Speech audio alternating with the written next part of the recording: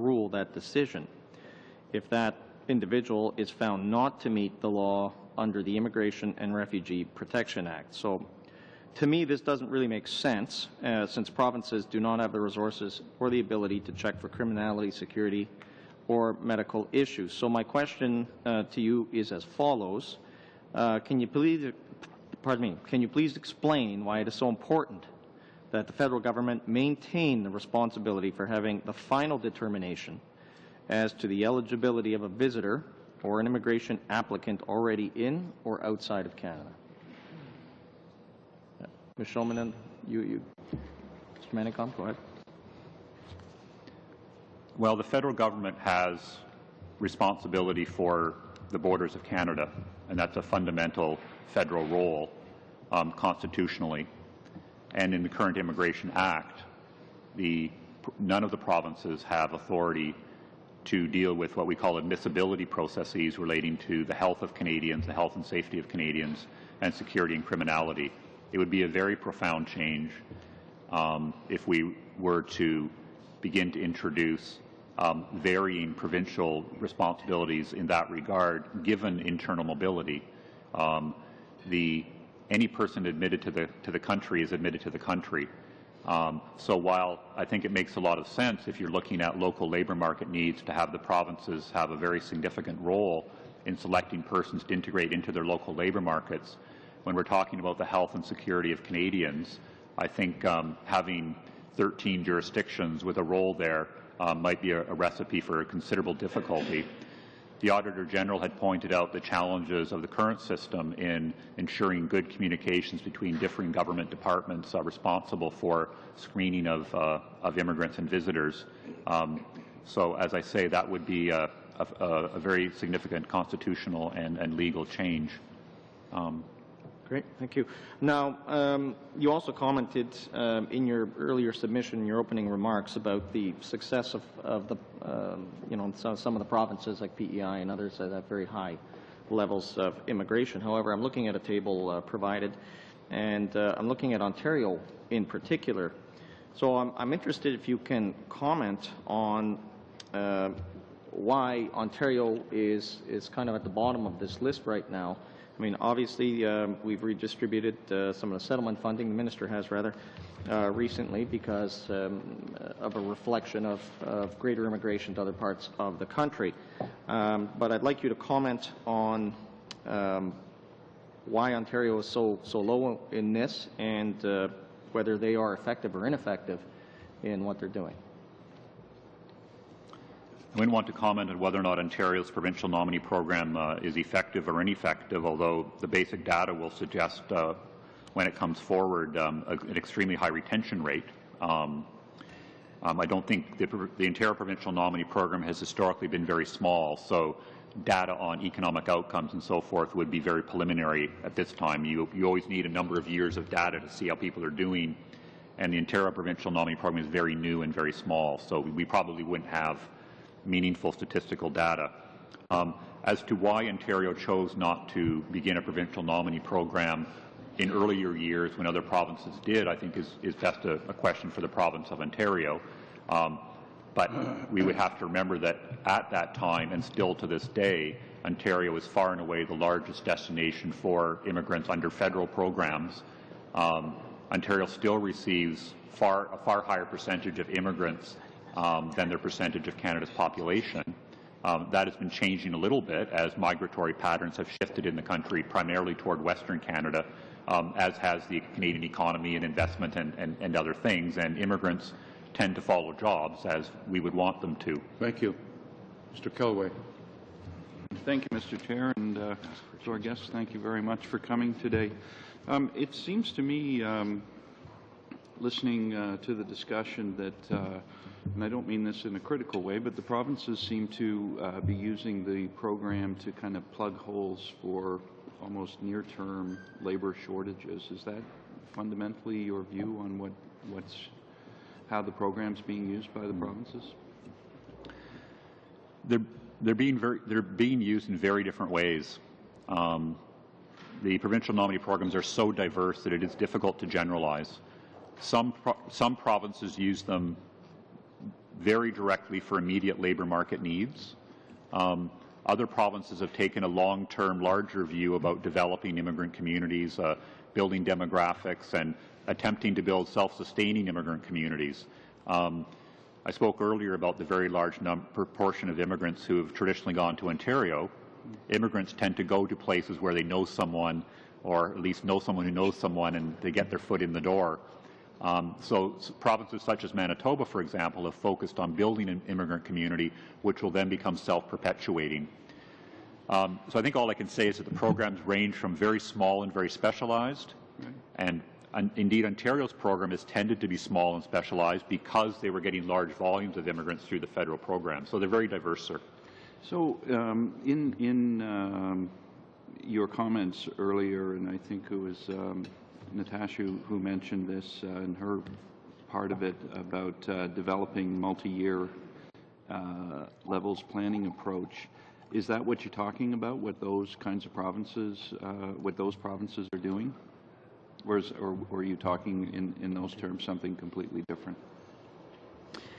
Multi-year levels planning is, we're moving towards approach of consulting with the provinces and territories on a longer term horizon. So for example, 3 years, so that annual levels planning has this sort of longer term approach to it.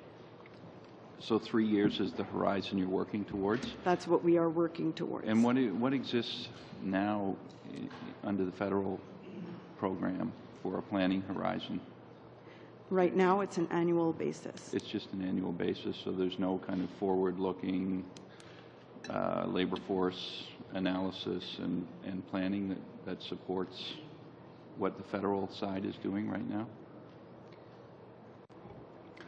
Well, it's forward-looking, sir, in the sense that we've already now finalized the plan for 2012, and will shortly be working on, in this case, a multi-years level plan, but would anyway have shortly been turning our attention toward 2013 and getting labour market analysis from HRSDC and consulting with the provinces on the trends that they are seeing. So it's outward-looking, but in the past there had been no formal attempt to establish a levels plan for 3 succeeding years, and that's the process that we are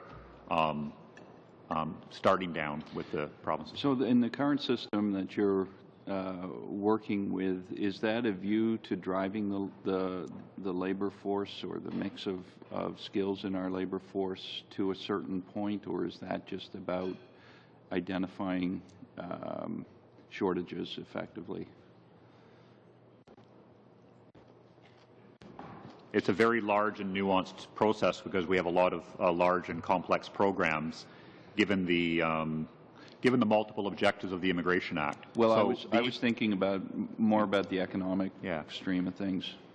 So the economic programs are a combination of responding to, through the Federal Skilled Worker Program and the ministerial instructions element of it, at the present time, a hybrid of ensuring high overall human capital, but focusing on processing the applications of persons in occupations that are identified as being in shortage through consultations with the province and HRSDC, yes. Yeah, it's in terms of the division of provincial federal division. I mean, when you look across Canada, my sense is that that there are very unique labor markets out there, and so you know, when I see the levels that we're talking about for the PNP, I'm wondering if you have a view or if there's any discussion about whether the provinces, because they know their labor markets perhaps better and the uniqueness of those labor markets, should be taking more of a lead on dealing with the kind of economic and demographic issues that the program is supposed to deal with. It's perhaps a question a little bit higher and broader than my role, only to reiterate that the provincial nominee programs are now very large, that the provinces decide how to use them. They are beginning to approach and scale the federal skilled worker program in many ways, and that the current approach of the federal government is that it's important to maintain a broad national program. Yes, we have regional economic differences, but we're also a single labour market with full internal mobility rights. Canadians migrate a great deal within the country, and more so. So we do see a value in a large federal program that brings in generic, if you will, highly skilled people who are by definition energetic and ambitious for their families because they're prepared to move around the world to meet their needs. Thank you. Welcome, Mr. Benoit, to the Immigration Committee. You have up to 5 minutes, sir.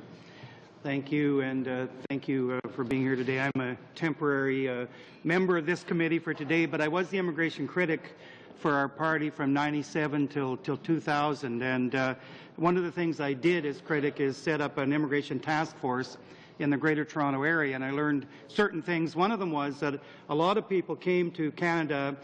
They were trained as engineers in Pakistan, India, elsewhere.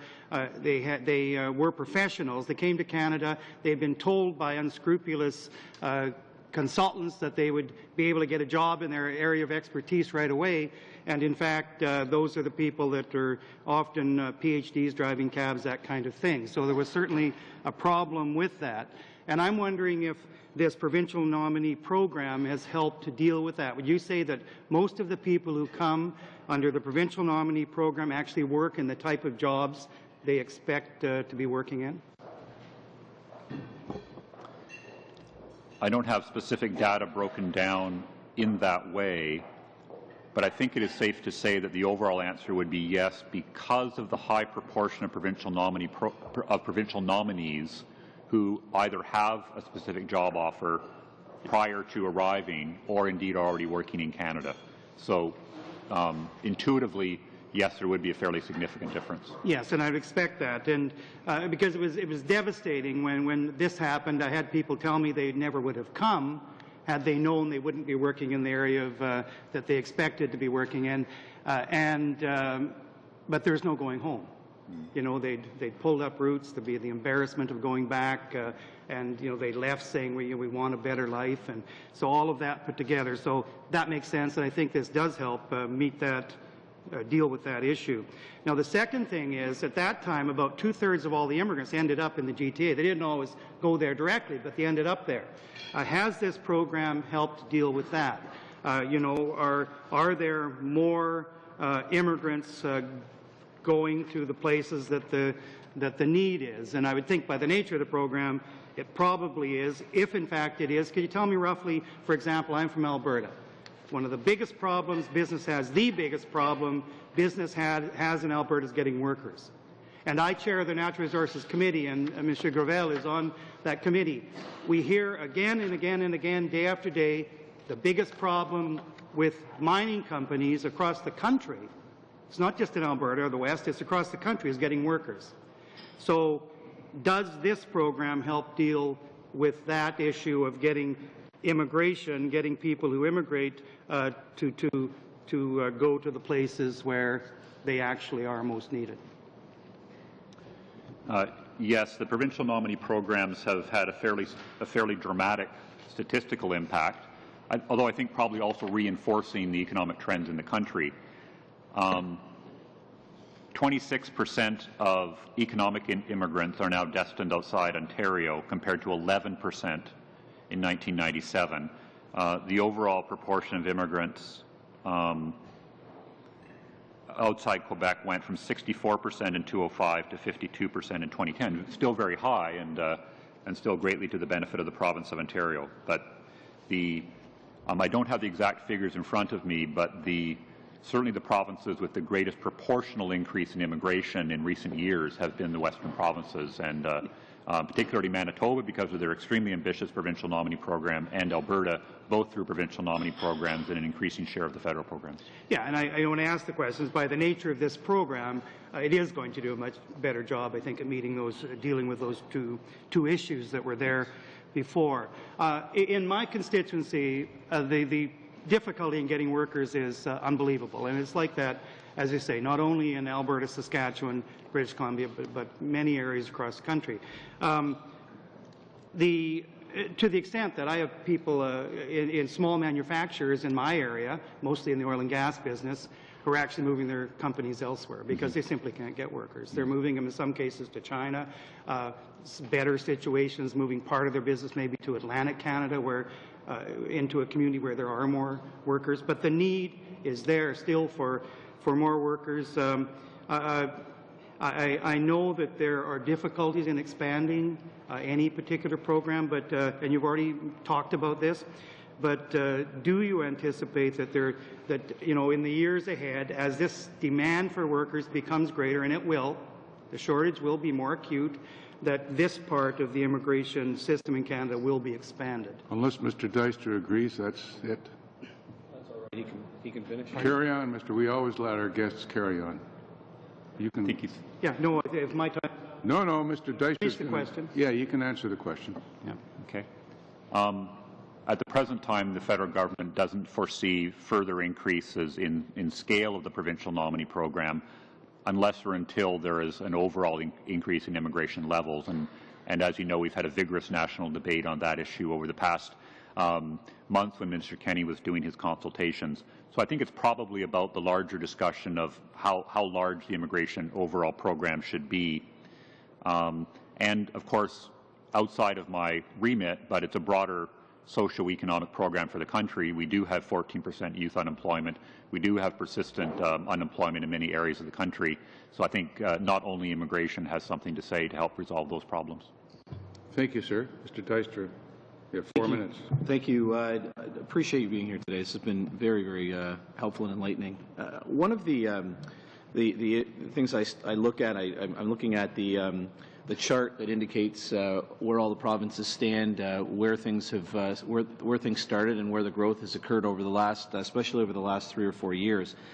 And I'm struck by the fact that there isn't really any strategy, and this is why I would like to get it explained to folks, is, we've got a province like Manitoba where 77% of their immigration comes from the provincial nominee program, and then you have a province like Ontario, which is literally 10 times the size, and only 1.29% of its immigrants come from the provincial nominee program.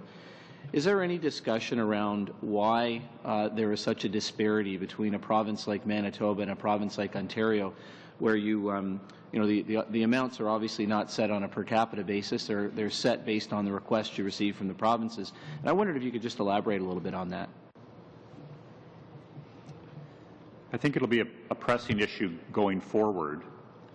Until very recently, provincial nominee programs simply grew based on the province's own requests. So the federal government was responsive to federal requests, or to provincial requests. And although there's the disparity between Manitoba and Ontario with regard to the provincial nominee programs, if we look at overall immigration, there is also a disparity, but in the opposite direction. So provinces that are receiving fewer immigrants, naturally, if you will, or through federal programs, are obviously much more motivated to put considerable provincial resources, and it's a big provincial resource outlay for provinces with large programs, into provincial nominee programs. Provinces who are receiving lots of immigrants aren't so inclined. So when the provincial nominee programs got to such a size that within the overall levels framework we had to start to manage their growth, we had existing provincial nominee programs. So the current allocation generally reflects the history of provincial nominee programs. Fundamentally, relooking at that allocation formula is not something that's happening right now, but I'm sure will be a discussion piece around the federal-provincial table as we go forward with a multi-years level planning process.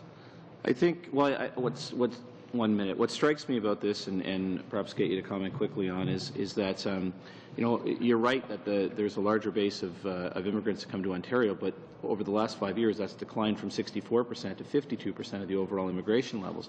We're seeing Manitoba, we're seeing Alberta, we're seeing Saskatchewan, we're seeing British Columbia, Prince Edward Island. They're picking up the slack. They're being aggressive, and they're showing how to, in particular with this program, on how they can use it to their advantage. So I wonder if any of that type of discussion is happening with provinces like Ontario and Quebec, who seem to be lagging far, far behind in terms of their approach to the program. Just to clarify that Quebec isn't a participant in the provincial nominee program because of their selection authorities under the Canada-Quebec Accord, and they are, in fact, a very high immigrant receiving province, about 44,000 order of scale, I believe, last year. We can provide corrected numbers if I got that wrong. Ontario, to some extent, has been a different case because of its historical role as the magnet for the large majority of immigrants to Canada. And although British Columbia now has a fairly large provincial nominee program, for many years they also didn't because the Lower Mainland was attracting large numbers of immigrants. Your question was whether or not there is discussion about that. There certainly is, and very lively discussion between provincial officials and federal officials, and also at the ministerial level. The outcome of those discussions are federal-provincial discussions that are, again, a little bit above my head. Thank you. Ms. Tsitsibais. Thank you, Mr. Chair, and thank you again for being here. It's been, like everyone's saying, very informative for us. So you were mentioning earlier that the provinces can negotiate and switch the number of certificates that they will actually give out. So how does this actually work? How does this negotiation process actually work amongst the provinces? My example would be like, so Ontario, we're good still? Okay, so Ontario has an extremely low percentage of usage of the certificates. So if Ontario gives away its certificates or its spots to, let's say, Alberta, because they're in need of that niche market of labor right now. So if they give those certificates to us to Alberta, then what does Ontario get in return? Like, how does it work? So those two questions in one. How does the negotiation process work? And then what do the provinces giving away get in return, or what's used to barter, basically, is my question.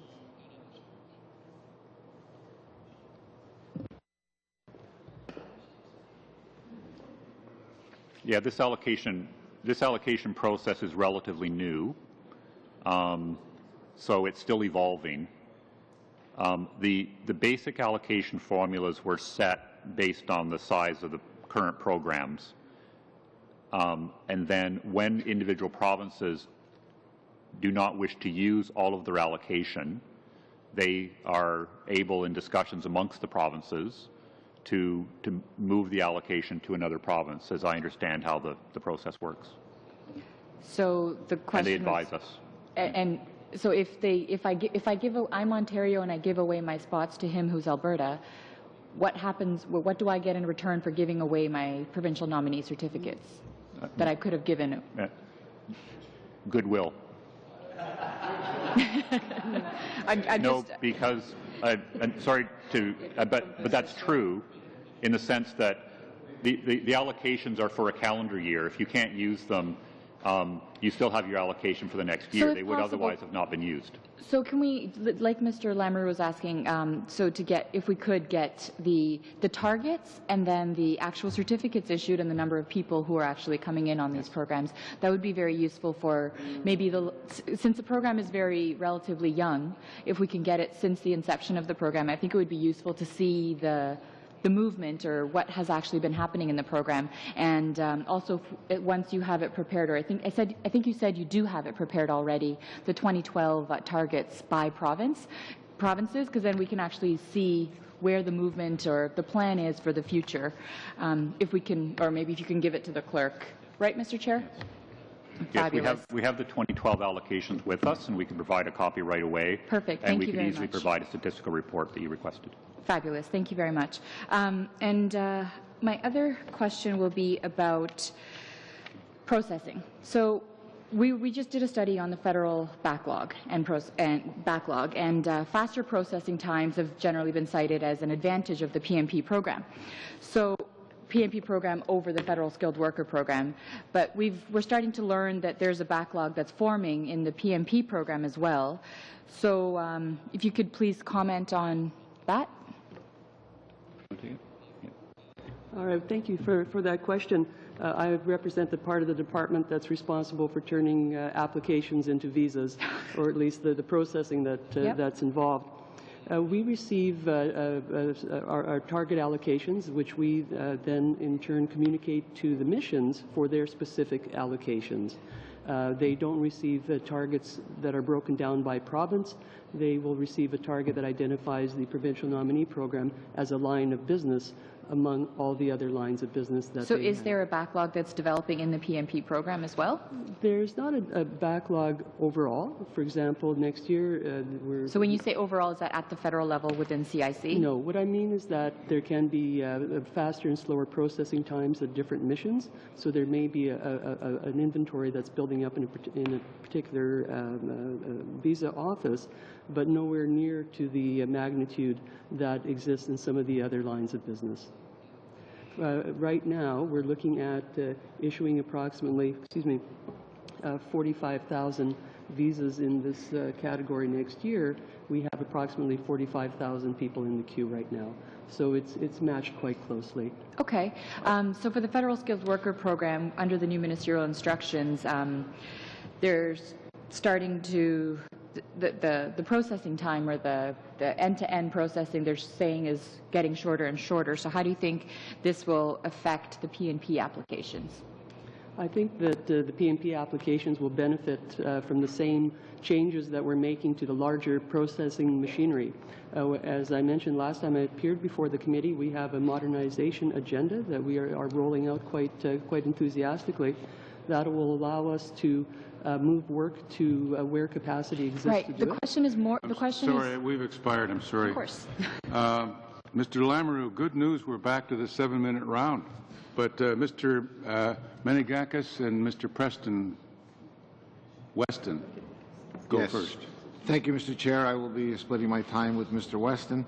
While the provincial nominee program is very popular, I'm sure it's not perfect. What are some of the problems that you've seen, and how is the department addressing those concerns?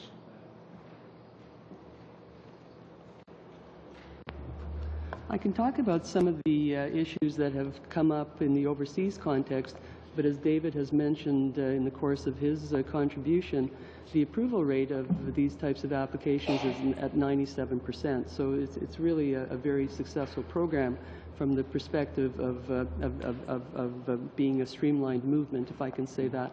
Some of the issues that do come up, though, have to do with things related to identity, for example. Sometimes applicants choosing to add an individual to their application and portraying them to be a family member when in fact they aren't. Sometimes issues related to education documentation or employment history documentation that's proven to be fraudulent or not genuine in any case. Sometimes we may find out that an individual has a nomination certificate from a particular province, when on closer examination we find out that their intention is to live in another province. That might occur because they happen to have already purchased property in another province or have their family already installed there. Issues like that. Thank you. I'm just curious, what percentage of the people that come in every year through the provincial nominee program are principal applicants versus spouses or dependents? Do you have those figures? We can provide exact figures afterwards, but the order of scale is 2 to 1, where the certificate issuance target is 20,600, and the landings target is 42 to 45,000. So in rough order of magnitude, because there's quite a large number of temporary workers nominated under the program, there seems to be a somewhat lower incidence of dependents. I'm not sure than in the federal programs. Not sure why. If you could send that to the clerk, sir. Yes. How's the time, Mr. Chair? 5.5 minutes. Okay. Do you have any data on what streams most of the PNs come from? Are they temporary, foreign workers, students? Sorry, I didn't catch that. I'm wondering if you have any data on what streams most of the provincial nominees come from. Like, are they temporary workers? Are they foreign workers? Are they students? Is there any breakdown? I don't think we have statistical data on individual streams, of which there is about 50.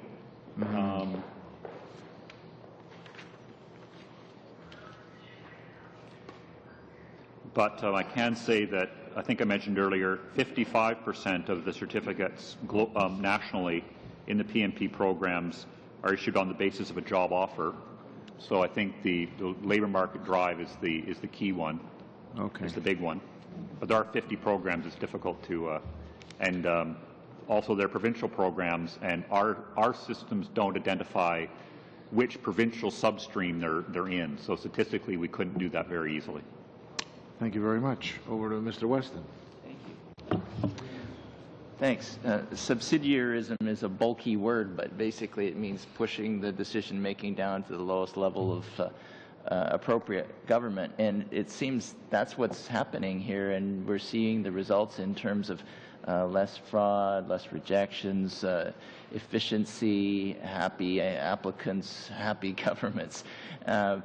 What I'd like to hear from any of you is if you've had the chance to observe such a program active in other federal countries, the United States or anywhere else.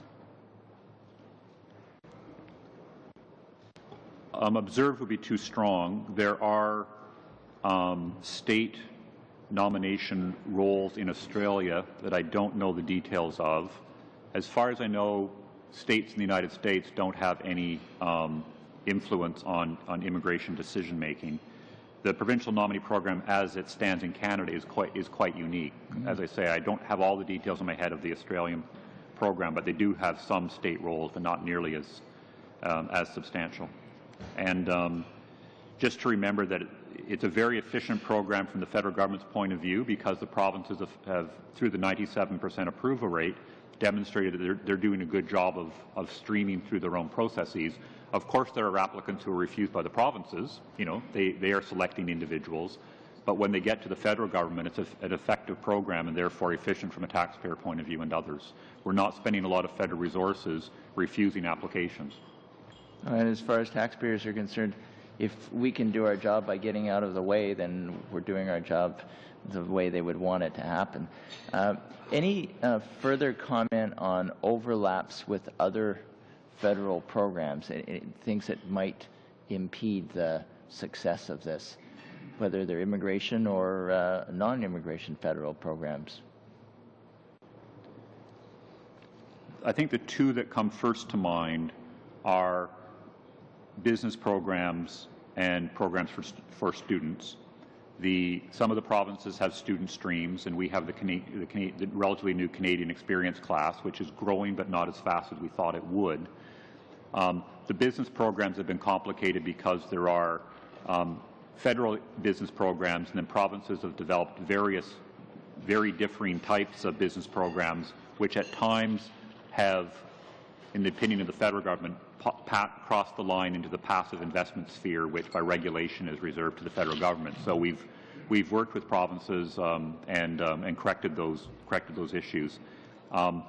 With regard to international students, I think what we are in discussion about the provinces with is to look toward ensuring that, since they all indeed do want to maximize their provincial nominee spaces, to work to ensure that by and large they're not nominating individuals who would qualify under the Canadian Experience class, therefore preserving their nominations for other individuals, since someone in the Canadian Experience class living in Saskatchewan is probably going to reside in Saskatchewan. Thank you. Ms. Itzabayisin. Thank you. So if I may just finish my last question. So the whole premise of the question was that PNP's faster processing times seemed as an advantage over the federal skilled worker program. If the federal skilled worker program processing times are actually decreasing, as ministry officials have told us, do you see a decline in PNP? No. So you don't see it having an effect on the PNP program at all? No, I think when the provincial nominee programs were developing, and I was very often engaged in discussions with the provinces at a director level at the time, they were quite happy that the federal government was very slow and cumbersome in processing skilled workers, because it was a competitive advantage for them. But at the present time, remember, the provincial nominee programs are all growing fast. They're mature. The provinces, there's no indication they're having any difficulty meeting the volumes that they're accorded. They all want more. So I think at this time that when the federal government improves its processing times for federal skilled workers, I would not expect it to see a negative So you're impact. not losing your competitive advantage in this point, basically. And because and again, if we work well together to make sure that our programs aren't overlapping, then their programs will be filling different needs. Okay. Yep. So I'm going to go back to the skilled worker, the international students. So given the similarities between the PMP system or stream for international students and the federal skilled worker program for PhD students, situational question. One of my constituents walks into my office and asks me about which program they should actually apply for and what's the best avenue for them for retention or for staying in the country. What should I advise them?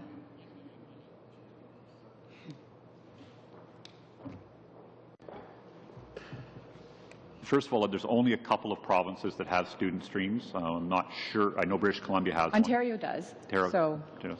That's what I would be facing with. I don't know provincial selection criteria by heart. There may be some individuals that meet both. There may be some individuals that meet one than the other. If someone meets the, okay, so there are student programs actually in quite a few provinces, I'm sorry, about 6. So as far as processing times in the Canadian Experience class and through the provincial nominee program, I think they'd be similar.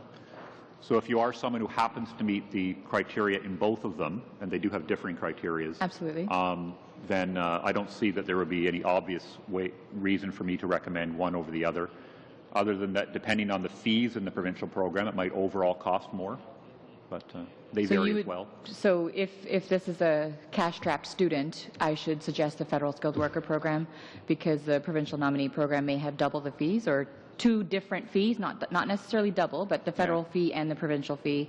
So potentially lean them towards the federal skilled worker program? The Canadian Experience class is normally what they would qualify under. Yes, right, but again, sorry, fees vary a lot from province to province. Right. Yeah. I was thinking federal program and then decided to say skilled worker. I'm going to switch gears a little now. There have been some in the community, especially the Maytree Foundation, who's argued that a pan-Canadian framework for the provincial nominee program might be useful, especially from examples that you've talked about today, that there's so much disparity between or among the provinces with their criteria, their selection process, their processing times, whatever it may be, that we should actually develop a pan-Canadian program. How do you feel about that? How do you respond to this solution that has been suggested for some of the problems that we have experiencing in this national program? I think the policy of the government is that working together to have broad concurrence on certain principles, that the programs are successful economically and that we have relatively high standards and, more importantly, that we have clear and objective criteria and avoid overlap. In that sense, I think a pan-Canadian framework is something that we are all working toward.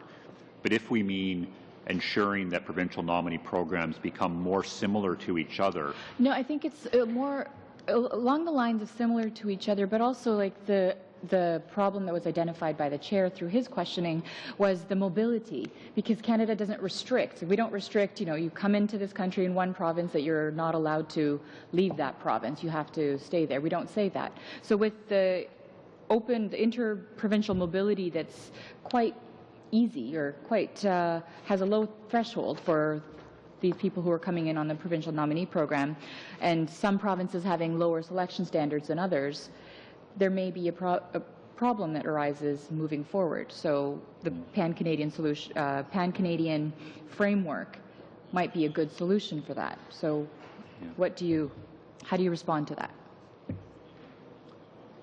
Lower standards wasn't my phrase. Provinces are selecting immigrants for very different needs. I think that the federal government's point of view is that if skilled tradespersons are what Alberta needs and that provincial nominees can fill those needs, the fact that there may not be a need for skilled tradespersons in another province is okay. And that's the beauty of the provincial nominee process. Certainly we are... Skilled tradespeople have a lot of mobility. They have transferable skills, but there are also some provinces that look for low-skilled workers. And so there's statistics that show that if you come into a country as a low-skilled worker, then during times of recession or economic downturn, that their sustainability or their ability to find work, find meaningful employment for themselves may be difficult and may look to move elsewhere. How are we going to ensure that these people are able to integrate and successfully integrate for the long term? The low and semi-skilled workers that provinces are selecting in provincial nominee programs are working in their provinces. At this time, the federal government doesn't have any intention of prohibiting provinces from using their provincial nominee certificates for such workers. Thank you. Mr. Lamoureux. Mr. Chair, I'm going to give you an example, and this affects, I believe, hundreds, if not thousands of people from being able to come to Canada, and quite often leads even more to misrepresentation. The example is this. I'm a 25-year-old welder who lives in the Philippines. I have a brother who lives in Winnipeg, Manitoba. He puts aside in a trust fund $10,000 because I need to have money in order to be able to in order to go to Canada. He then advances, and the province of Manitoba says, I'm fine with that. I'm comfortable with the fact that we have $10,000 that's in this trust fund.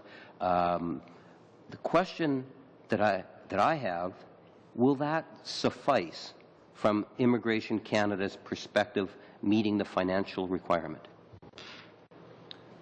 Yes. Good. I'm very glad to hear that answer. Timeline in regards to the reports. Quite often we get a commitment to bring information to the committee. My concern is that this is a very important issue. Can you commit to providing the information, in particular, the information that I'm most interested in is the actual number of certificates for each province for next Tuesday? Is that possible? Or Thursday at the very latest before the committee meets next Thursday?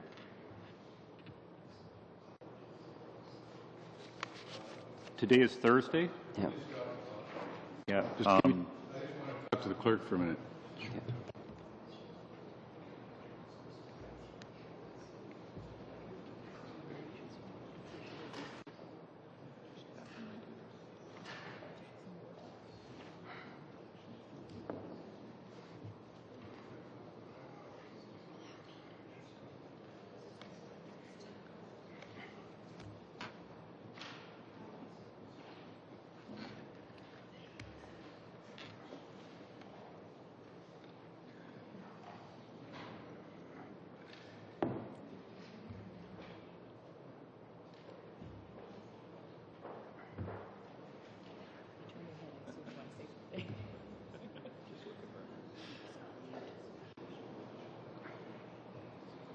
I'll tell you why I'm broke on this. We're going to have a subcommittee meeting on Tuesday, and then we're going to be looking at the backlog report. Yes. And you've asked almost to get this information immediately. I'm just raising the question whether it needs to be immediately, unless this is it, unless, you know, for some reason this is it. I doubt that, though. I expect, Mr. Dijkstra, that this will go into the new year, this topic. So I'm just suggesting you be a little less demanding unless there's some reason why you want it next week. Yeah, there is, Mr. Chairperson, in the sense that I think that we've had others make presentation before the committee and made a commitment to bring things to the committee, and we haven't necessarily received it in a very timely fashion. Oh, I'll bet you Mr. Manicombe will get it here quickly. Won't you, Mr. Manicombe? The issuance of certificates to the committee, of course, has to go through the department's approvals process to make sure it's accurate. We believe that the information that's been requested so far is relatively easy to obtain statistically, so the process of doing that won't be lengthy. You'll get this to the clerk in January. I think we can get it to the clerk well before January, sir. Thank you. That'd be great. Thank you. Okay. How's that, Mr. Lamoureux? We'll start the clock again. Yeah, I was thinking next week, Mr. Chair, but however soon you can get it. Can you provide me the number of certificates that are going to be issued to the province of Manitoba? Do you know that offhand?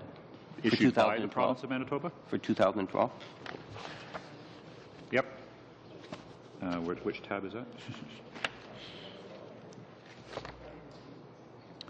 5,000. So that's 5,000 families. 5,000 principal applicants. 5,000 principal applicants. And depending on how many spouses and children they have. Wonderful. Thank you very much. I do appreciate it. There is a great deal of concern from Manitoba's perspective that we be able to continue to maintain our numbers. As other provinces tend to want to pick up on the program now, is there any thought being given to Manitoba's numbers being reduced from Ottawa? Not to my knowledge. Okay. Given the idea that where you have different provinces, they all have different programs being made available, quite different in terms of the way in which they're broken down and who would be eligible, who's not to be eligible. And given the fact that we're trying to deal with the issue of backlogs. Backlogs have been a really important issue for us. Do you feel that there would be any value as a committee to be able to get a better assessment and a comparison of the different provinces and the potential backlog that could be created as a result? What I want you to do is keep in mind there are provinces like Manitoba that are in a position which we do not want to lose any of our ability to issue those 5,000 certificates. I think we've been at that now for 2 years. The allocations going forward will be largely dependent on the overall levels framework as determined by the Government of Canada. As I say, there's no indication that I know of that Manitoba's allocation would be reduced. With regard to the accumulation of backlogs or inventories that my colleague was speaking to earlier, the purpose of the allocation formula is to prevent the accumulation of backlogs. If we did not manage the number of certificates being issued, we would lose control of the number of provincial nominee applications we are receiving, and then within the levels framework, we wouldn't be able to process them all. So the purpose of the allocation formula is to prevent the accumulation of backlogs in the provincial nominee program. Okay.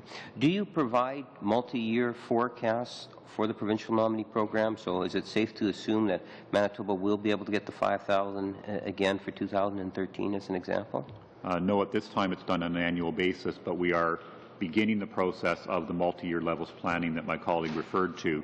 So I think it's foreseeable if that process is successful that in the future provinces may have a 3-year planning horizon. Okay.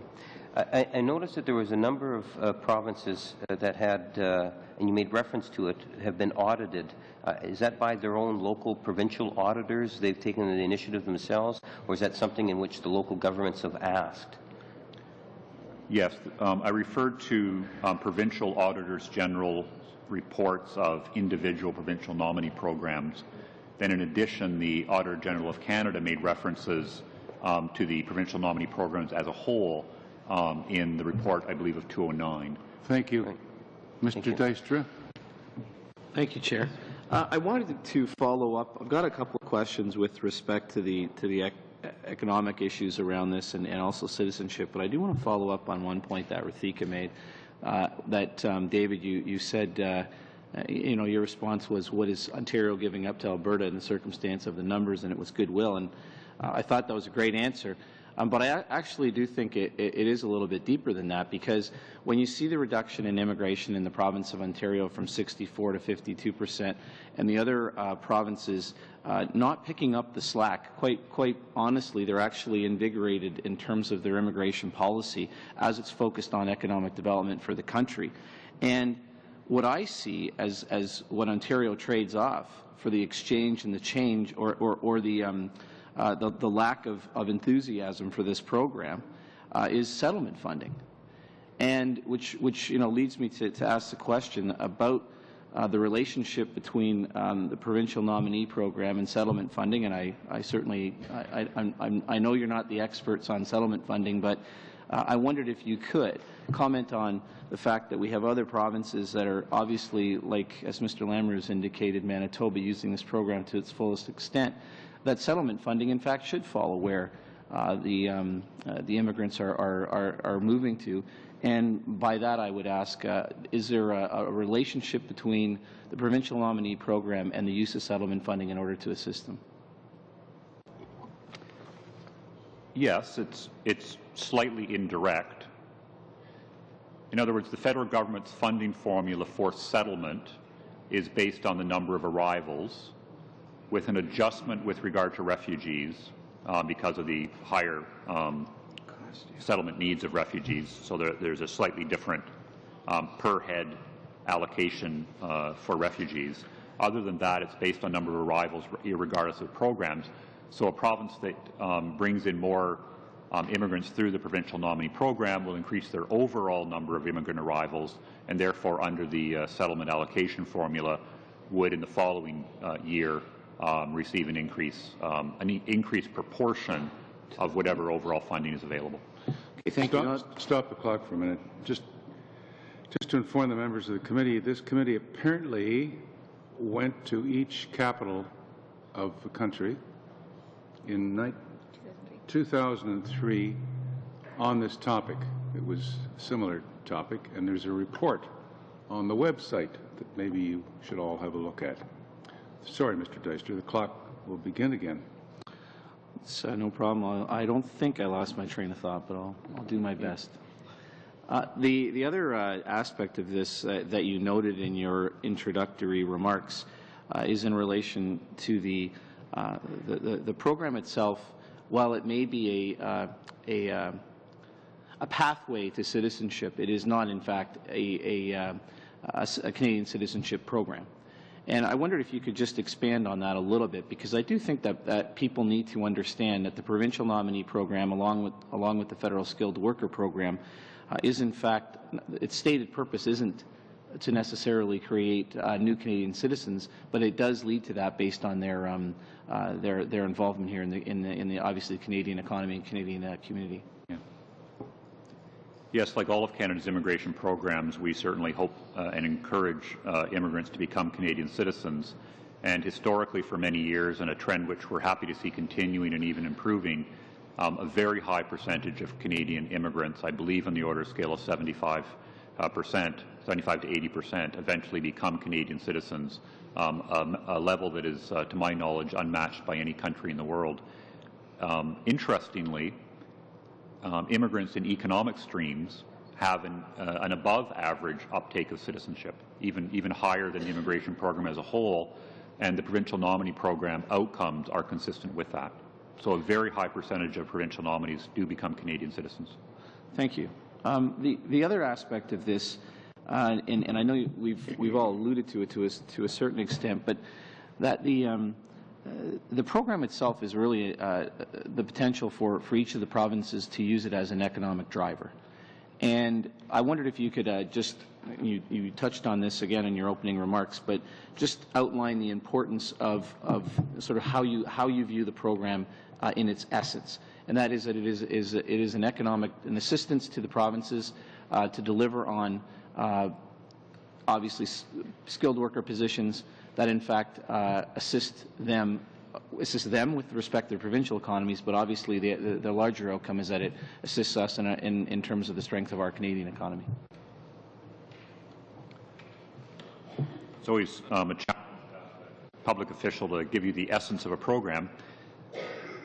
I think when I'm in multilateral fora talking about Canadian immigration policy, what we tend to find ourselves saying about the provincial nominee program is that given its focus on successful economic establishment as a baseline, and given the positive demonstrated outcomes that we'll see in the report that will be issued in a couple of months, that Canada has produced a very interesting hybrid where we can have broad human capital national programs on a considerable scale, yet have programs within that overall ambit that meet a variety of specific local and regional needs, whether that be extremely highly skilled people in a certain domain in the Lower Mainland, whether that be community building in Manitoba, whether that be skilled tradespersons in Alberta, and all of them doing well both in the short term and in the long term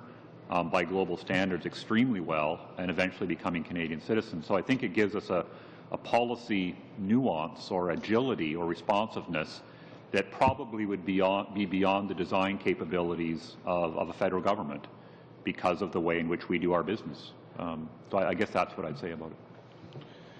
When you look at, I really just wanted to confirm. I mean, you noted, Prince Edward Island, 98% of their immigrants are coming from this program. Manitoba, 92%. Saskatchewan, 86%. The Yukon, 87%. New Brunswick, 78%. Newfoundland and Labrador, 52%. To me, it seems like, and I don't necessarily need you to respond specifically to this, but the point I'm trying to make is that we've understood, both from a policy perspective, from a political perspective, and an implementation perspective, that the provinces have actually, by and large, there's a couple that are at the tail end of this, and I put Ontario in that category, but by and large, the provinces have determined that this is a program that works for them and a program that, from a policy perspective, works for the country.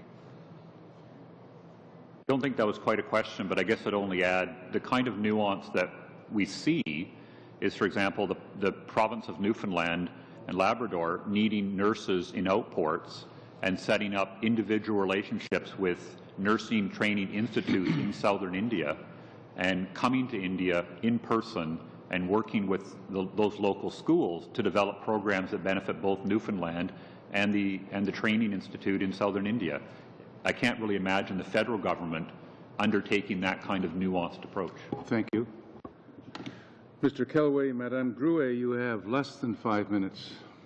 Oh, my goodness. Thank you, Mr. Chair. And through you, very quickly, David, you'd mentioned earlier that the provinces want more. Have you aggregated the demand coming from the provinces to a new level? Have you figured out how much more they want? I don't think so. No, I don't believe so. I don't think, to my knowledge, at least since my taking up this post, that we've tended to see specific numerical requests from the provinces, although I'll ask Natasha if she hears differently. Generally, it's just more, and therefore the challenge of the government has been the request for more and higher numbers from each provincial government, yet an apparent broad public consensus that the current levels are about right, producing a bit of a mathematical conundrum. Right. Natasha, do you have a number? No, not an overall number. These are typically numbers that would be tabled in a province's immigration strategy, for example, where they would state their own interests on an individual basis. All right. Very quickly, I understand in 2002 the department committed to enhancing immigration in Francophone minority communities, and there was a report, the Strategic Plan to Foster Immigration in Francophone Minority Communities from 2006 that set a minimum target of 4.4% in terms of immigration in minority Francophone communities. I understand Manitoba has kind of voluntarily accepted that as a linguistic target. Is the federal government imposing that linguistic target on other provinces or making any effort to fulfill that commitment? We're certainly making efforts to fulfill that commitment, and it's certainly been a challenging one to date, given the nature of migratory flows globally, where we don't have that many large source countries where there are a large number of Francophones. Certainly at events like Destination Canada in Paris and Brussels and in North Africa, which I don't know if Sharon wants to add something to, which is going on right now or just completed. I saw today very excited numbers from British Columbia that had, I think, stated that 7.2% of their provincial nominees, it looked like, would be Francophones this year or incoming, and a lot of encouragement about the ability to attract a lot of French media reports about the attractiveness of Canada as an international education destination. So we do work with the provinces at the Destination Canada event. You have big halls much larger than this with many thousands of visitors and big lineups outside provincial booths and quite large-scale hiring being done on the spot and future job offers. So we're not there yet, but the provinces are a key part of the strategy to get there. Madame Grouet, very quickly. Merci, Monsieur le Président. Thank you, Mr. Chairman. I do have a question regarding the Auditor General's report recommending the implementation of some, or creating some assessments with respect to the economic situation of people that settle in Canada. You're talking about quality assurance mechanisms. In this time frame, since 2009, has anything been planned in light of the Auditor General's remarks? And if so, what kind of information would you have to share with us? Do you want to take it?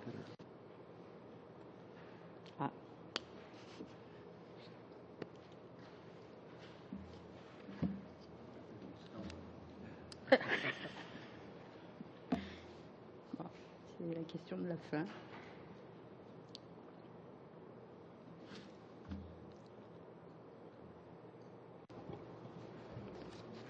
I don't have the knowledge to answer that question in detail.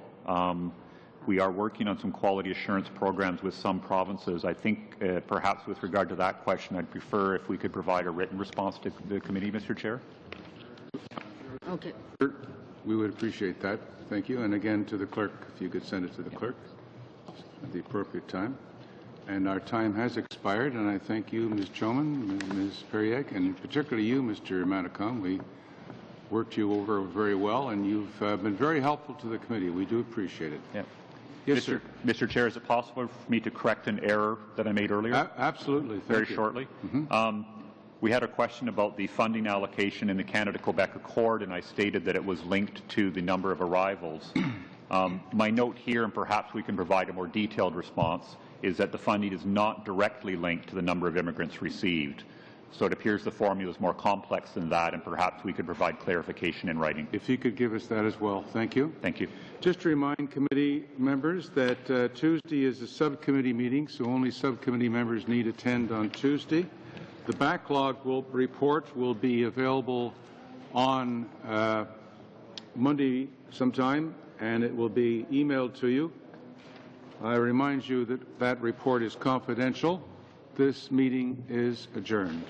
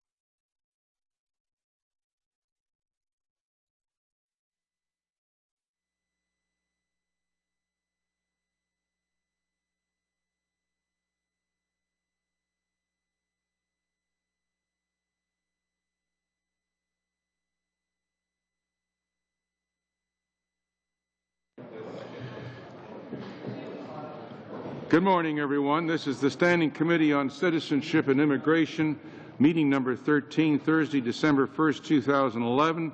The orders of the day, and today is televised.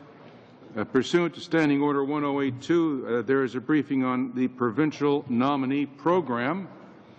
And we have three guests with us today who are from the Department of Citizenship and Immigration. Mr. Manicom, who is the Director General of Immigration Branch. I seem to recall you on a televised program. Can't remember what it was for, but I remember you. And Natasha Perieg, hope I'm pronouncing your name correctly, who is the Acting Director of Intergovernmental Relations. This is your first time here. It is, with pleasure. It's a piece of cake, this committee. You'll have no trouble with us. That's what everyone said. Yeah, it's just a very relaxing place. Sharon Cromham, who is the Director General of the International Region, and of course you've been here when we were had the missions. And so welcome to the committee. Mr.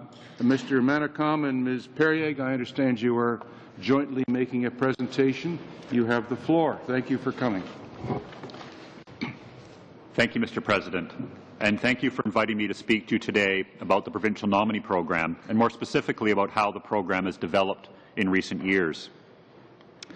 Immigration is a shared responsibility.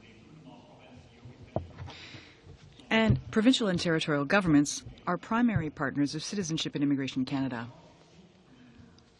Our shared goal is to make immigration programs responsive to the unique economic, demographic, and labor market needs of each province and territory.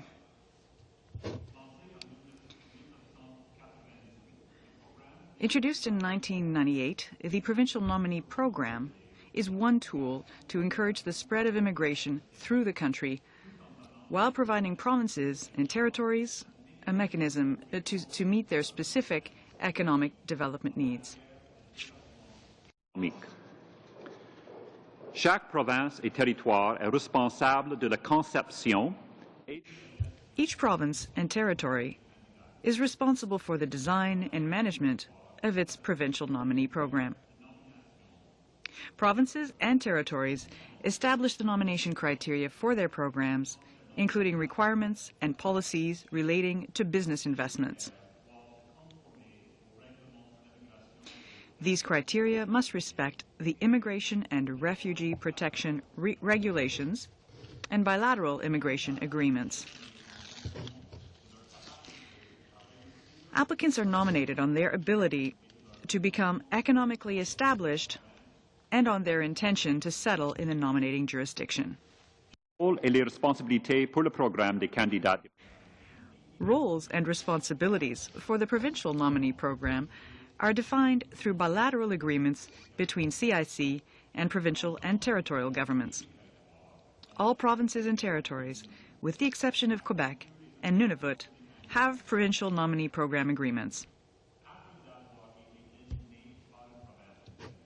After being nominated by a province or a territory, applicants must make a separate application to Citizenship and Immigration Canada for permanent residence. A Citizenship and Immigration Canada officer will then assess the application based on Canadian immigration regulations. The visa officer must be satisfied that the nominee has the ability to become economically established in the nominating province. In the case of nominees under a business stream, they must also demonstrate that they will be actively engaged in the day-to-day management of the business.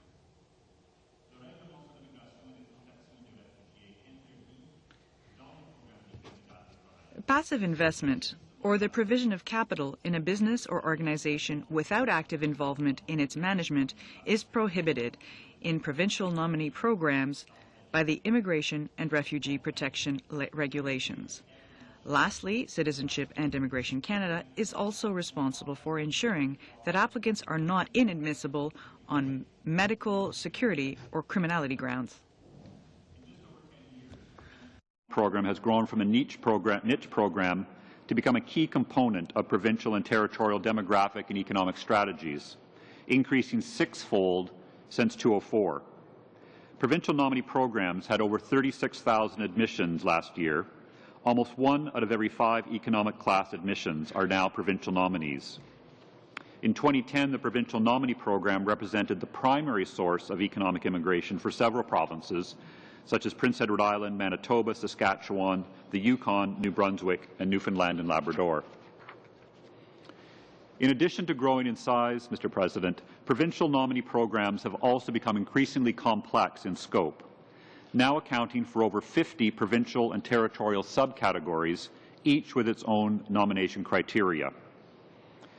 The 2011 Levels Plan established an admission range for provincial nominees of 42 to 45,000, making the provincial nominee program the second largest source of economic immigration to Canada after the federal skilled worker program. This range is being maintained for 2012. From these numbers, it's evident that the provincial nominee program is a very significant source of economic immigration for Canada. 80% of provincial nominee cases are processed by CIC in 14 months or less. This does not include provincial or territorial processing times in their candidate process. Under ministerial instructions, new federal skilled worker files are now processed in about 12 months. The approval rate for provincial nominees at the federal level is 97%. In addition, the provincial nominee program has helped spread the benefits of immigration across Canada by promoting immigration to areas which were not traditional immigrant destinations. 26% of economic immigrants are now destined outside Ontario, BC, and Quebec, compared to only 11% in 1997. About 55% of applicants nominated by provinces and territories in 2010 either had a job offer or indeed were already working in Canada as a temporary foreign worker. As well, in recent years, there's been an increase in semi- and low-skilled provincial nominees who now account for over 1/4 of all admissions. Although the provincial nominee program has had proven successes, there remain outstanding concerns that CIC is committed to addressing. 4 provincial audit reports from 2008 to 2010 from Nova Scotia, Newfoundland and Labrador, Prince Edward Island and New Brunswick have highlighted a number of significant program integrity concerns. Among them were concerns regarding the absence of information on retention in the nominating province, lack of adequate monitoring of nominees after landing, particularly for individuals who are nominated based on intent to establish businesses. The reports also noted that performance management and evaluation measures were not adequate. Similar to the findings of provincial reports, the 2009 Federal Auditor General report pointed out that although provinces and territories are required to conduct due diligence to ensure applicants have the ability to economically establish, CIC is unable to assess the extent to which provinces and territories have carried this out. The report recommended that CIC work with provinces and territories to put quality assurance mechanisms in place to ensure that nomination decisions are consistent and compliant with the Act and regulations and provincial nominee program criteria. In the fall of 2010, CIC launched a national evaluation of the nominee program to assess its performance with a focus on economic outcomes and mobility of provincial nominees. We expect the results to be published in early 2012 and will work with provincial and territorial governments to implement recommendations flowing out of the evaluation. In the interim, CIC is addressing issues arising out of the Auditor's General reports, both bilaterally, through an ongoing review of agreements, and multilaterally. In terms of multilateral work, CIC is working with provinces and territories to improve program design, management, and accountability, as well as program integrity.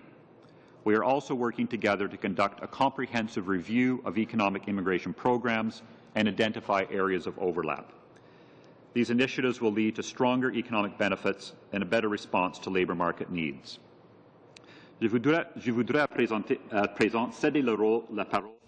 will now turn this over to my colleague, Natasha Pariag, Acting Director of Intergovernmental Relations, to provide more detail on collaboration with the provinces and territories. David. Thank you, David. Jurisdictions across Canada have recognized the significance of increased federal, provincial, territorial collaboration and partnership in immigration. In June 2010, federal, provincial, territorial ministers agreed that the future of immigration would embrace welcoming and supporting newcomers to join in building inclusive, diverse, and welcoming communities and a prosperous Canada. Cette discussion reconnaît la participation accrue des provinces. This recognizes the increased involvement of provinces and territories in jointly managing the immigration system, as well as Quebec's responsibilities under the Canada-Quebec Accord. And territories on several fronts. For example, the development of a multi-year level planning process. Multi-year levels planning sets the stage for transforming the immigration system so that it is focused on the economic role of immigration and supported by a common evidence base while remaining responsive and flexible. CIC, les provinces et les territoires. CIC and the provinces and territories are working to ensure that newcomers continue to choose Canada as their desired destination. That we build the communities across the country that will welcome them and help them achieve positive social and economic outcomes.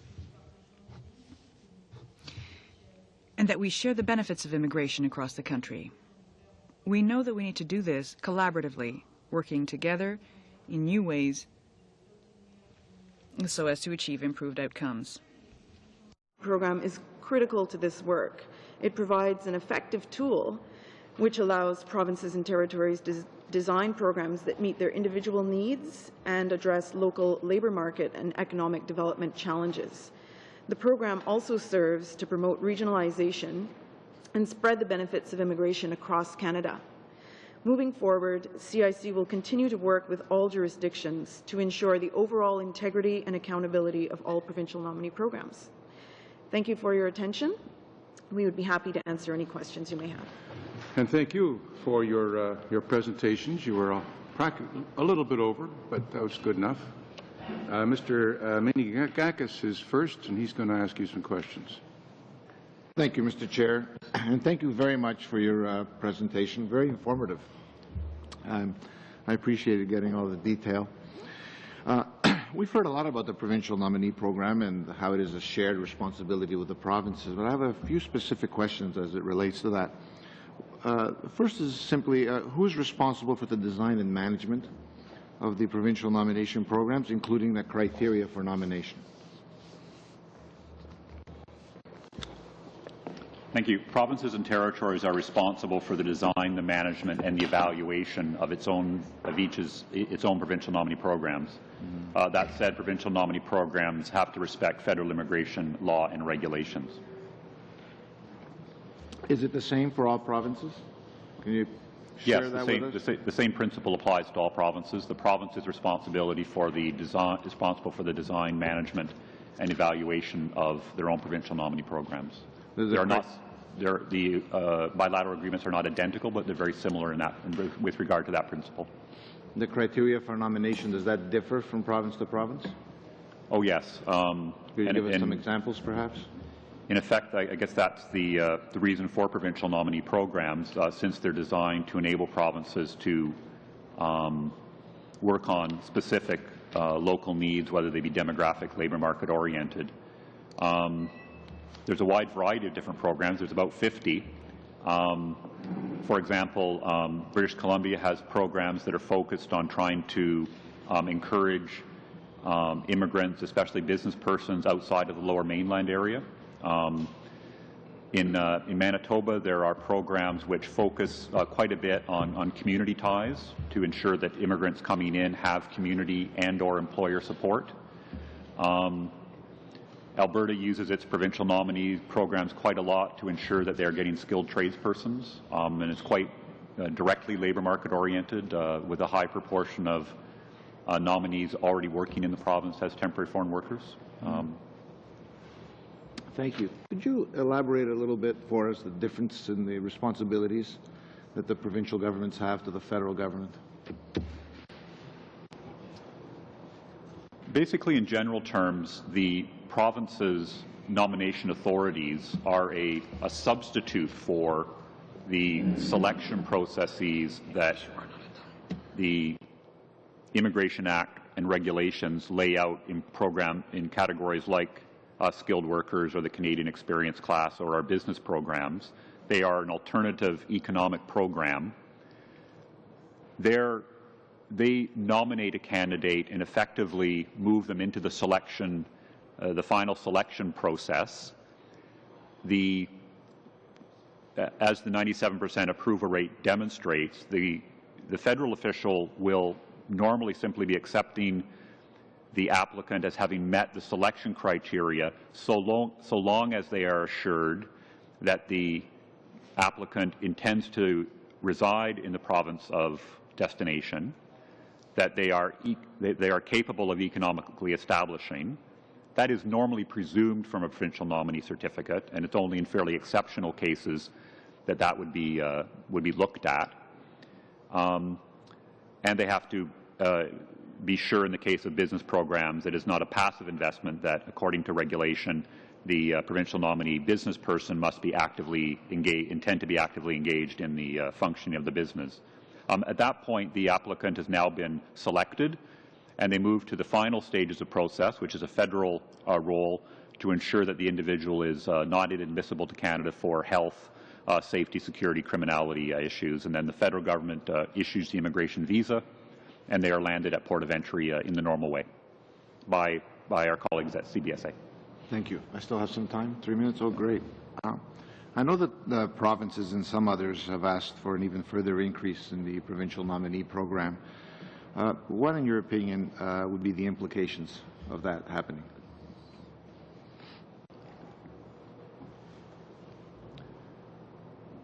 Probably best not to express my opinion, but to outline the policy of the federal government in that regard. Fair enough. Yeah. Sure. At the current time and over recent years, the levels planning ranges have remained constant, although at a very high level, as you know, at historically high levels. Should the provincial nominee program continue to increase in size within a stable overall levels framework, and assuming that we continue to do family reunification, refugee resettlement, and those other programs which are very high priorities for us, the increasing numbers of provincial nominees would have to be offset by decreasing numbers in a federal economic program. That would effectively be the trade-off, unless we were to look at limiting family reunification or humanitarian programs. So you're saying that would mean decreasing admissions in other streams, basically. Is that fair to say? Yes. The pattern over recent years has been for the provincial nominee programs to increase dramatically as a share of the overall economic program component. And at this time, the federal government has felt that it is important to maintain the space for the federal skilled worker program, which works on broad national needs in, of course, a very mobile labour market. Thank you. Still have a minute? Oh, that's great. If you were to recommend an improvement to the current system, if you really quickly could tell us what would be your top 3 recommendations. What would you like to see done? I don't think it would be good for me to speculate about improvements other than to say that the processes which the Minister has put in place through ministerial instructions to enable us to manage our inventories and backlogs has started us down a road where we can see that in coming years that the trends are now clear. We will be able to rid ourselves of very large, unproductive, non-client friendly, expensive to maintain, not policy agile inventories. Thank you, Mr. Manicom. Thank Mr. you. Davies. Thank you. Thank you, Mr. Chairman, and thank you to the witnesses for being here today. I form the impression that the provincial nominee program is a bit of a program of contrast, that when run well, it has been very successful in a number of provinces and has really met, I think, and exceeded in many cases the objectives of the program, which is to, as you pointed out, I think, well in your report, to spread the regional benefits of immigration and allow provinces some say in targeting immigration settlement to their particular demographic and economic needs.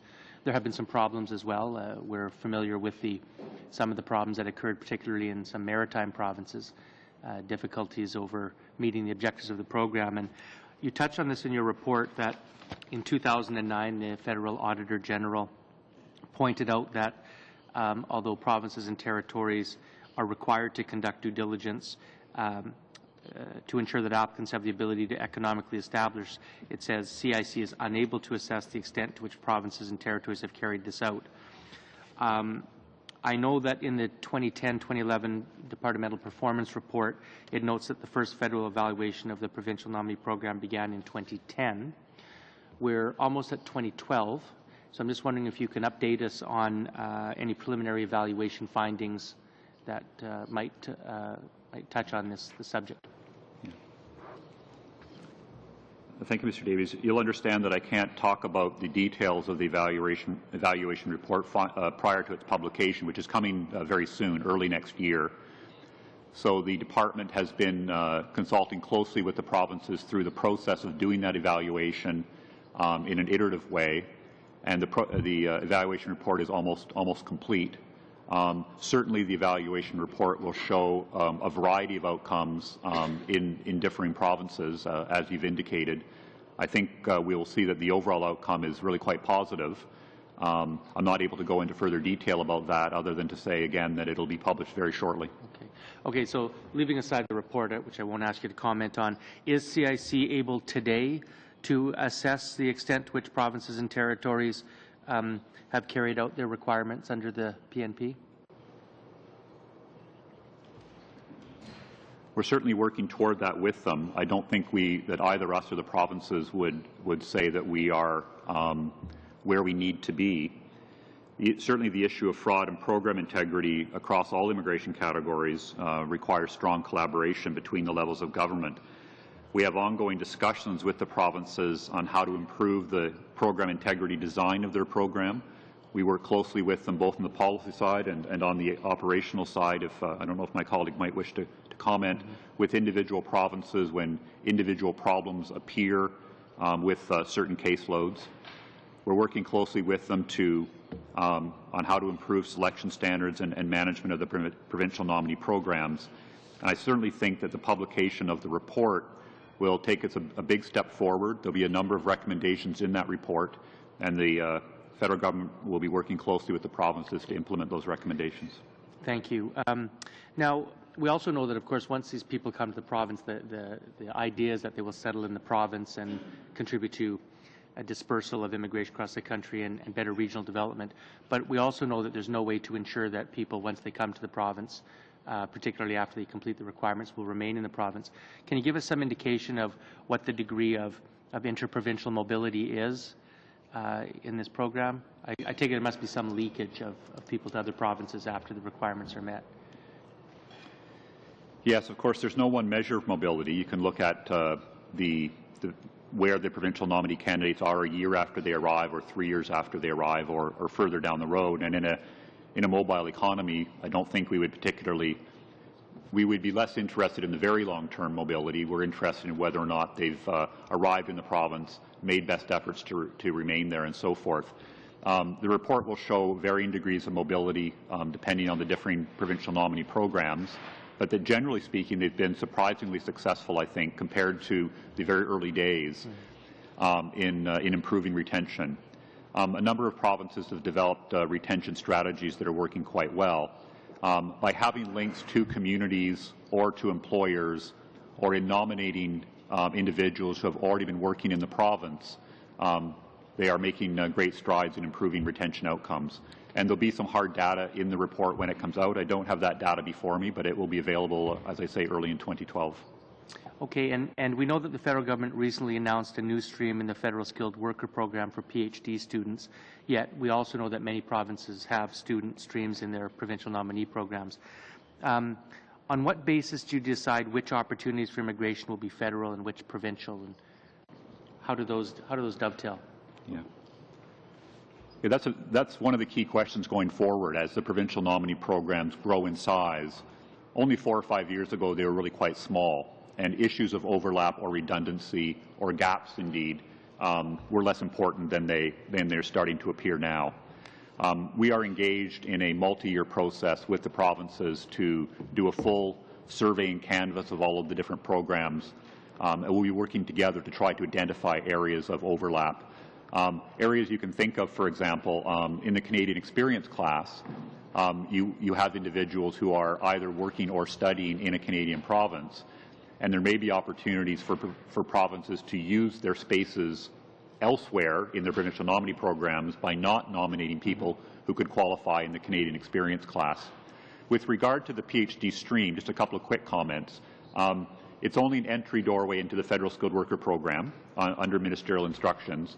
Those individuals still have to meet the standard points test, including skilled work experience, of the federal skilled worker program.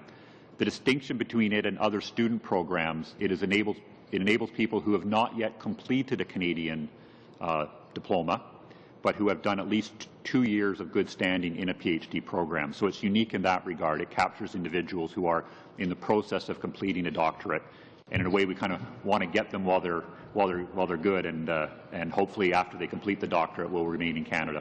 Thank you. Thank you. The time's expired. Mr. Manicom, the report that you referred to Mr. Davies on, can you send copies of that to the committee? We would check with the department as to when it will be available. Well, whenever it becomes available, yes. I think if you could send enough copies for all of the members of the committee and the analysts. Yes, we can certainly do so. Thank you. Do you have any idea when it'll be ready? I think it's in translation. I think we're looking at February. Okay. Something like that. Thank you. My notes say early 2012. So. Okay. Yes, Mr. Lamoureux. Thank you, Mr. Chair. I actually have a few quite pointed questions I'd like to get across. The federal government designates between 42,000 to 45,000 provincial nominees. Now, that doesn't mean certificates. How many certificates do you anticipate Canada will be handing out through the different programs this year? You mean the number of certificates the provinces will be issuing? That's correct. Yes. It'd be very similar in scale. We don't have, I don't have nomination data in front of me, but it's very similar in scale. The approval rate is about 97%. Once the person applies, there is a small spoilage rate, a small number of certificates that are... No, that's not the question.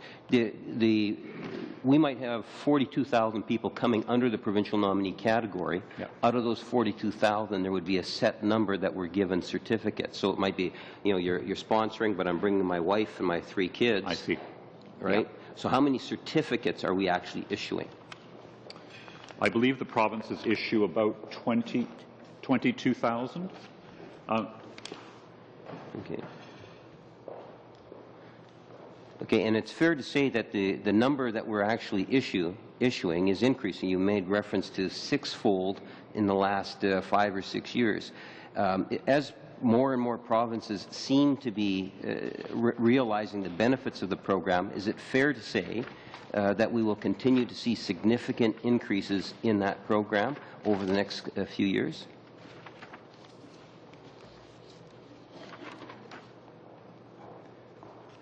At the present time, the policy of the federal government is to not further increase the scale of the provincial nominee unless or until such time as there is an overall expansion in immigration levels in order to maintain space for the federal skilled worker program. So does the federal government then have caps? So, for example, the province of Manitoba is only allowed to have X number of certificates or X number of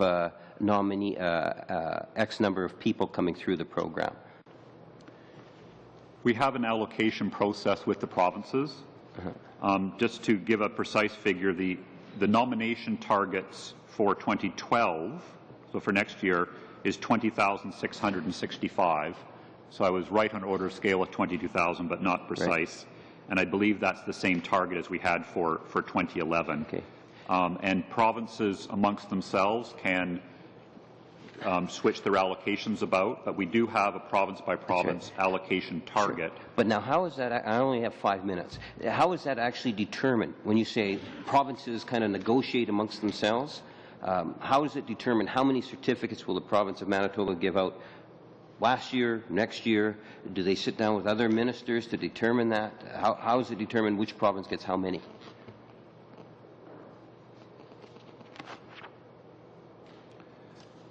At the time in which we began to develop strategies to manage growth in the program, provincial nominee programs were already existing and were of a general size. The allocation formula was initially responsive to the existing size of provincial nominee programs. Right. There have been small adjustments in the interim as some provinces did not wish to use the entire space available. Is it safe to say that the demand for the program had no problem in terms of the supply? The government was prepared to give the number of certificates. But now, because of the increased demand that's coming from the province, and we're anticipating that the increase will continue, that there's going to be more pressure on Ottawa to start saying, okay, province X, this is all you're going to get, and it's going to be Ottawa making that determination. Is that a fair assessment?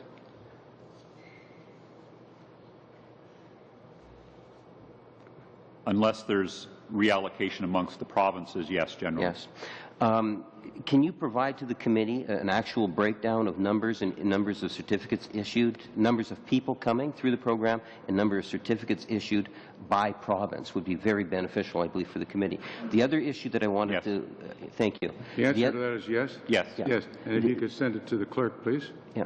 The other issue is in regards to, you mentioned that if someone is issued a certificate, Ottawa or immigration offices abroad, what they're concerned about is health and security. Generally speaking, if they pass the health, they get the security, they're coming to Canada. Usually it's within that 14-month time period. The issue is if a province says, well, look, from a financial point of view, we're comfortable, like they say, that person, we're comfortable that they have the finances to be able to make the trip and so forth. Is immigration concerned about that at all then, if the province is prepared to say that? It's a federal regulatory requirement that the officer be satisfied that the individual can successfully economically establish. In the overwhelming majority of cases, as indicated by the 97% approval rate, so a 3% refusal rate, which includes refusals on health and security, the federal visa officer agrees. There are exceptional cases where the two levels of government differ in their view, and ultimately the federal government, in consultation with the province, will make the final decision. Thank you, Mr. Manicom. Mr. Weston. Merci, Monsieur le Président, and thanks to our guest for being here today. In the nursery rhyme, when she was good, she was very, very good, and when she was bad, she was horrid. So said about the little girl. About this program, it seems when it's good, it's very, very good, and it's really not so bad when it's bad, but needs some tweaking. You have, in your excellent report, Mr. Manicom, referred to problems, especially Prince Edward Island, Newfoundland, that some of the motives for the program weren't being followed. Passive investment was the priority rather than the priorities named in the program. Do we have any regulatory response to that, or is this something that will come about as a result of the report that you discussed? I think it's a combination of both regulatory authorities, bilateral agreements with the provinces, which also lay out certain conditions which need to be met. A provincial nominee has to be issued a certificate consistent with the provincial, with the bilateral agreement between the federal government and the province, and management issues arising out of the report. Normally, when it appears that a program or members of a provincial nominee program may not be consistent with federal regulation, for example, with regard to passive investment, usually there is a discussion process between the federal government and the province. When, in the end, we have to conclude that participants in the program are not compliant with a federal regulation that prohibits passive investment through the provincial nominee program, because there is a federal investor program which also does financial allocations to the provinces. We kind of want to prevent dilution of that program. Then ultimately the federal government will not be able to approve the cases because it's a regulatory requirement. But of course, first, as we see programs emerge, we talk to the provinces, we work together to see if we can resolve apparent discrepancies. But if not, the Immigration Act has to apply.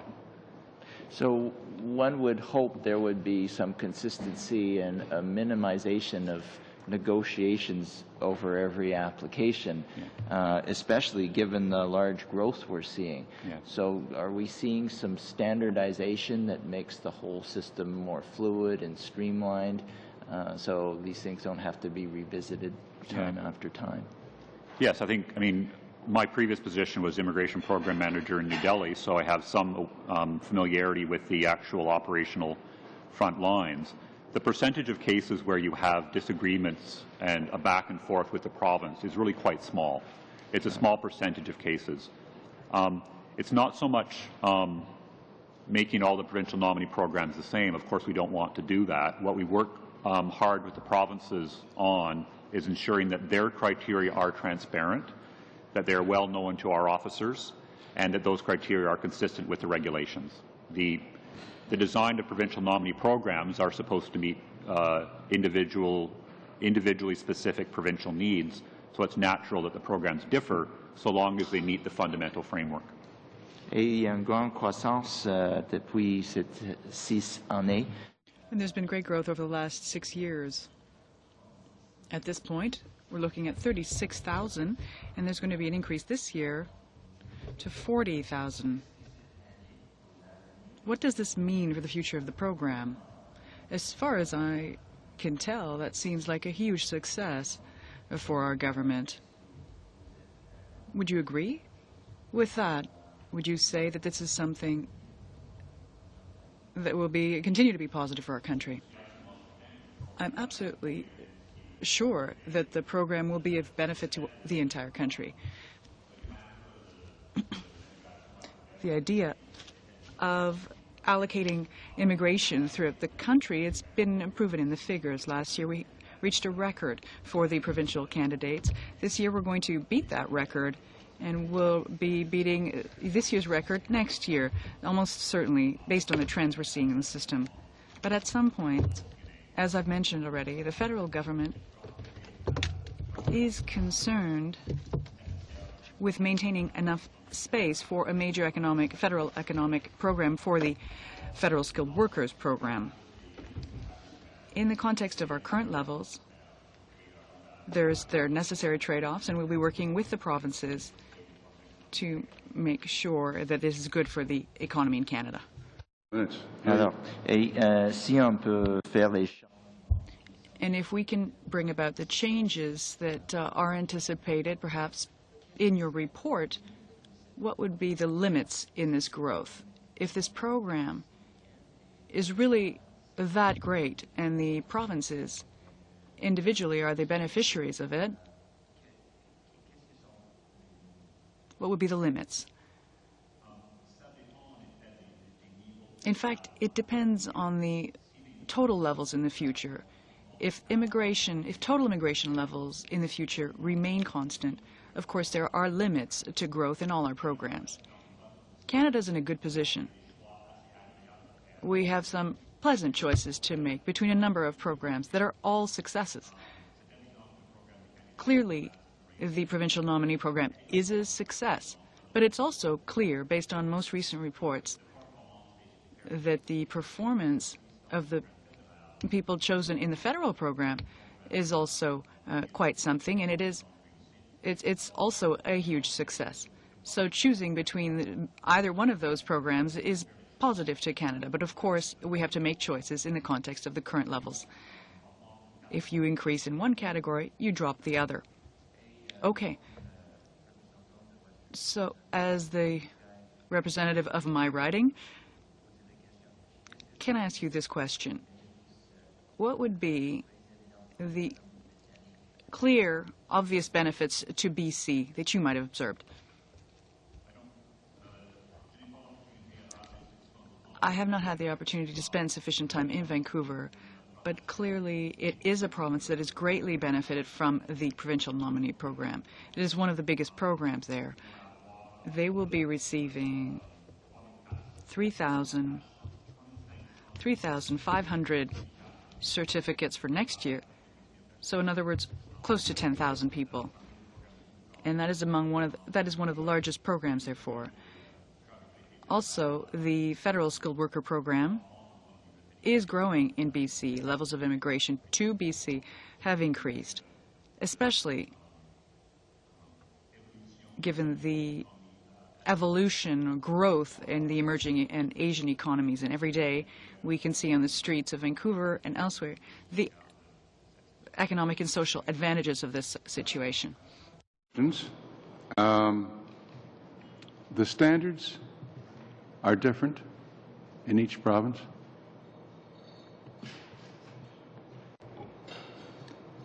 The selection criteria that the province uses differ in each province. And you've said that. Yeah. My question is whether the standards, in other words, is it easier in one province over another province? I mean, if I'm coming to this country, yeah, and it's easier in one province over another province, guess which province I'm going to pick? Yeah. So I think it's important, and you must be able to assess that. You must be able to assess that some provinces, or maybe one province, has the standards aren't quite as high. It is genuinely a complex question to answer, Mr. Chair, because provinces are looking for different things. So, for example, some provinces don't select low and middle skilled workers at all. Other provinces, keenly aware of labor shortages in those areas, are very open to selecting low and semi-skilled workers because of their local labor shortages. From an objective point of view, that might be defined as lower standards, but the province might argue otherwise, that those persons will make a dynamic contribution to their economy and meet specific needs. Another province which has a program that is heavily reliant on community and employer engagement so that they can ensure retention might feel that the standards of the individuals they're bringing in is one element, the welcome they receive and ability to integrate is another element, and that they're focused on detention and community building. And here I think particularly of the extremely successful from a retention and economic participation point of view program of Manitoba, which is the largest and the earliest of the big provincial nominee programs. So, do you have an analysis of these differences?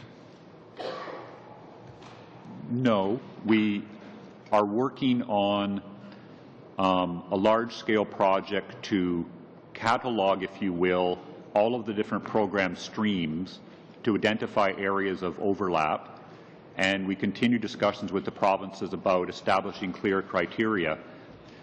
Generally speaking, the federal government has not said to provinces, you can only pick people with this level of education or this level of language skills. The report will show very broad success of the provincial nominee programs from an economic outcomes point of view. It would be a significant change in philosophy behind the program if the federal government was to establish or to mandate certain selection criteria. I wasn't suggesting that. You've already said, and I'm sorry, committee members, it's a thought that's crossed my mind, this issue, and so you've already said that the federal government has minimum standards for the provinces to follow. And my question is, beyond that, that the provinces are free to have their own standards. And so common sense tells me that some provinces, it's going to be tougher to get in than other provinces. And I'd like to know more about that, but maybe I'll let you think about that. Ms. Gregoire, thank you. It's welcome back. We've missed you. Merci, Monsieur le Président. Yes. Thank you, Mr. Chairman. Good day, everyone. My question has to do with the province of Quebec. According to the Canada-Quebec Accord, February 5th, 2011, Quebec chooses its candidates and is not accountable for. At this point, the province is dealing with the resource issues, trying to ensure that newcomers to Canada settle well. Are we focusing on the transfers to the provinces, the specific needs of the province, specifically from a linguistic point of view? Si j'ai bien compris la question. If I understood your question,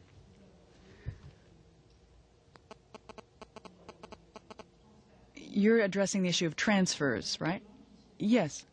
Are there transfers based on the number of newcomers to Canada and also based on the specific needs of the province, specifically, linguistically speaking?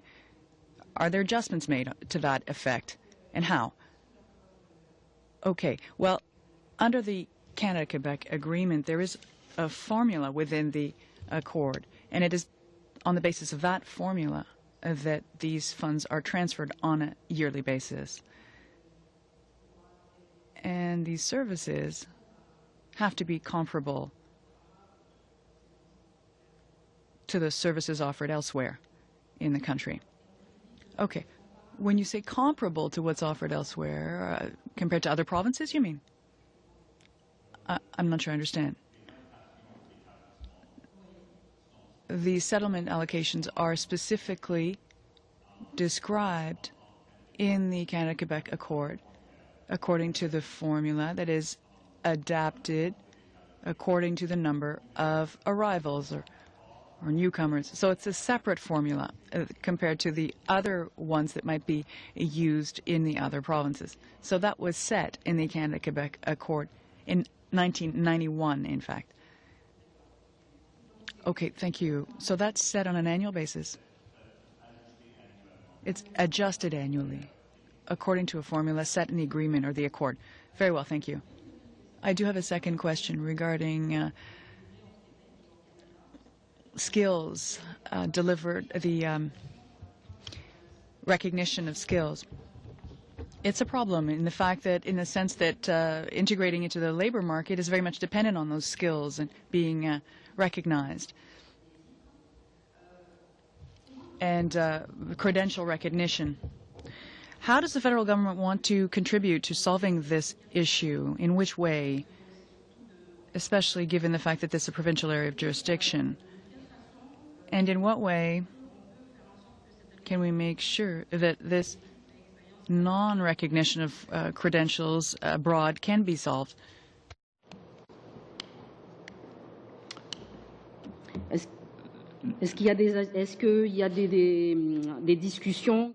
Have there been discussions underway with the provinces to look at this issue again? If so, have there been proposals made? Either way, I'd like to know. Yes, certainly. I can respond in a general sense because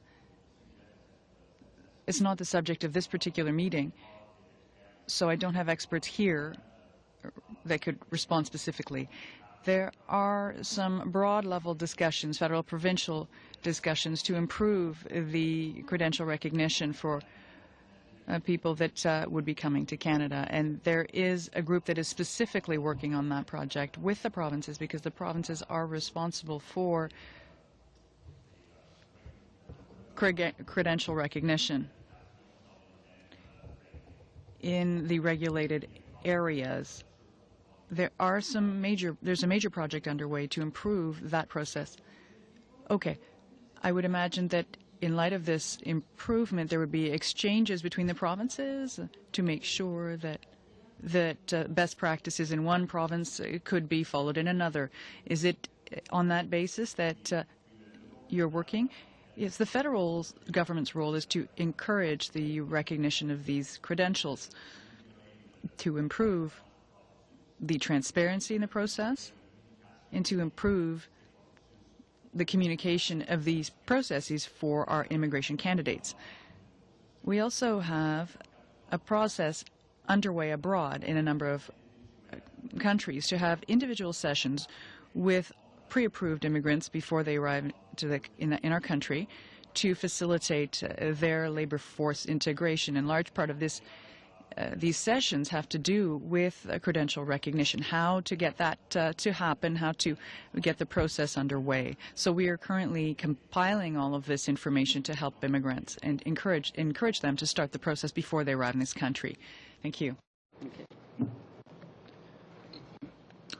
Thank you, Mr. Chair. My question relates to the matching of manpower requirement with our immigration policy. In the province of Ontario, we have a program whereby we go abroad and bring in farm workers who have the skills to pick maybe 10 bushels of tomatoes and so on, whereas the federal policy deals with a point system where we look at people with more professional skills and so on.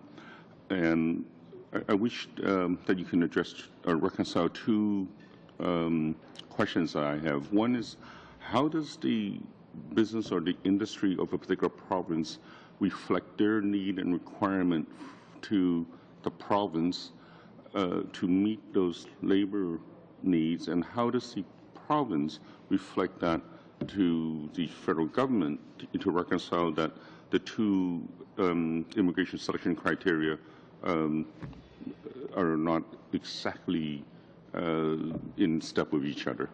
Because the federal government requirement looks at a broader skill set, whereas some of these lower skill sets are also very much needed in areas of agriculture, farming, and mining industry. Thank you. It's a very good question, a very interesting question from a policy point of view. So there's two elements to it. There's the temporary foreign worker programs, and then there's permanent residence programs. We have specific temporary worker programs, as you may know, the seasonal agricultural worker program, which is a long-standing and by many measures very successful program that's been going on for many years, primarily workers from Central America and the Caribbean. And that brings in on the order of 20 to 30,000 temporary workers to Canada each year, the large majority in the province of Ontario, recently some in British Columbia and Quebec. So that's to meet immediate short-term needs, although most of those seasonal agricultural workers return to Canada many times. There's a very high retention rate, if you will, in the program. With regard to permanent residents, the federal government does not have a permanent resident program for low-skilled workers at this time. The provincial nominee programs, in effect, are designed to deal with local needs that aren't national needs, and that's one of the philosophical reasons behind them.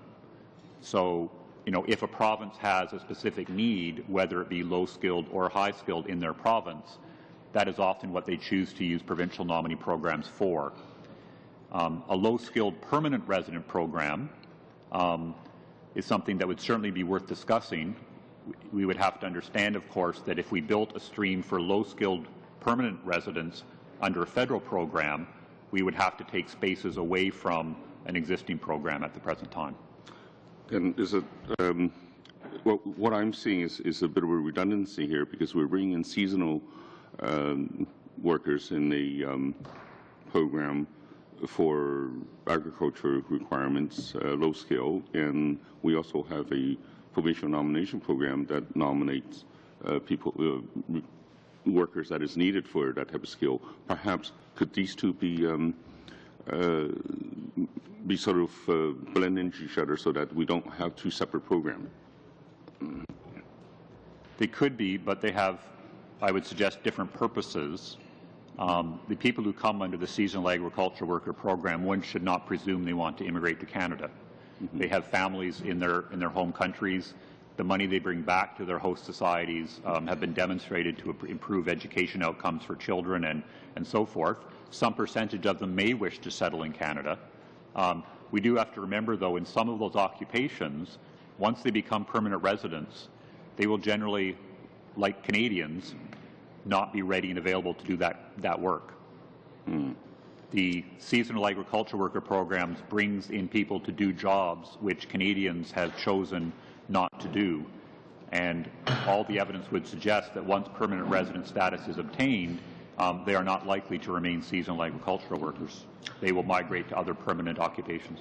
My concern is looking down the long term with respect to experiences of other countries like Germany and France, where there are a perpetual pool of guest workers and the guest worker in term over the long term, because of their non-integration into the mainstream society, causes siloing effect and issues with the overall population. Perhaps you wish to address that. You know, unless Mr. Opitz agrees, you'll have to wait for another round. Mr. Opitz.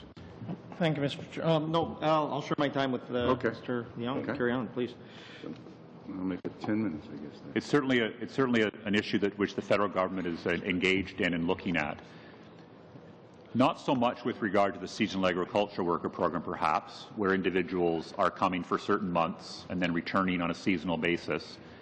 But the low-skilled pilot, which began about 10 years ago, grew dramatically in size during the economic boom of 2006, 2007, especially in Western Canada. And there you have low-skilled workers who are in Canada for multiple years on a continuous basis, not returning to their home country. The growth in that program stopped in 2008 for evident economic reasons and has subsided a little bit. But nevertheless, I think it is a policy preoccupation for the reasons which you laid out, sir. And it raises the question of whether or not, in addition to the provincial nominee programs, which do use about a quarter of their spaces for low and semi-skilled, and therefore do provide a pathway to permanence for some of those low-skilled workers, but it does raise the question of whether or not we should have concerns that, about developing those sorts of problems. So far, the order of scale is relatively small. I think the low-skilled pilot numbers peaked at around 25,000 in 2008 and have come down somewhat since. But I would agree with you that it's a serious policy issue worth discussing. Thank you. Sir, the Auditor General's report made strong recommendations that the federal government has to do a better job in screening for security and medical admissibility of entrance and immigration and refugee applicants to Canada. The opposition has stated that they agree with the Auditor General. However, some people still say that the federal government should not have the final say in whether a provincial nominee gets into the country. So, in other words, that if a provincial nominee, if a province nominates an individual, that the federal government should not be able to overrule